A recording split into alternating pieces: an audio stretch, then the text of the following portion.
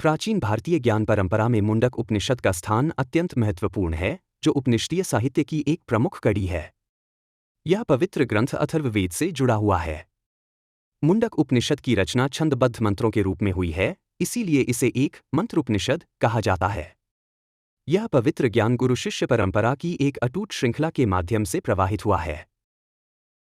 ऋषि अंगिरस ज्ञान को दो श्रेणियों में विभाजित करके दिया: अपराविद्या, लौकिक ज्ञान, और पराविद्या, आध्यात्मिक ज्ञान। अपराविद्या में सभी पाठ्य ज्ञान और अनुष्ठानिक अभ्यास शामिल हैं।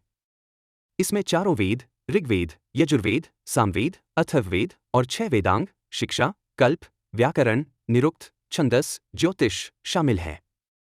यह वह ज्ञान है जो भौतिक दुनिया, कर्म और अनुष्ठानों से संबंधित है। यह ज्ञान जीवन के लिए आवश्यक है और मन को शुद्ध करने में भी सहायक है, लेकिन यह स्वयं में पूर्ण नहीं है। पराविद्या वह ज्ञान है जिसके द्वारा उस अविनाशी और अपरिवर्तनशील ब्रह्मा को प्राप्त किया जाता है। यह आत्मज्ञान या ब्रह्मज्ञान है जो सीधे और सहज अनुभव से प्राप्त होता है। यह ज्ञान अनुभव और कारण की सभी सीमाओं से परे है। जो सीधे और सहज अनुभव से प्राप्त होता है। यह ज्ञान अनुभव और कारण की सभी सीमाओं से परे है। मुंडक उपनिषद कहता है कि ब्रह्मा को न तो तर्क से, न बहुत सुनने से और न ही बहुत पढ़ने से प्राप्त किया जा सकता है। इसे केवल वही प्राप्त करता है जिसे ब्रह्मा स्वयं चुनता है। यह चुनाव हमारी शुद्धता, तपस्या और सत्यनिष्ठा पर निर्भर करता है। निरंतर अभ्यास और ध्यान से ही हम उस परम सत्य के करीब पहुंचते हैं।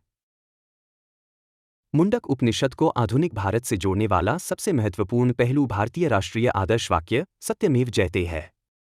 यह मंत्र मुंडक उपनिषद के तीसरे मुंडक के पहले खंड में है। इस मंत्र को पंडित मदन मोहन मालवीय ने लोकप्रिय बनाया था और 26 जनवरी 1950 को भारत के राष्ट्रीय आदर्श वाक्य के रूप में इसे अपनाया गया था।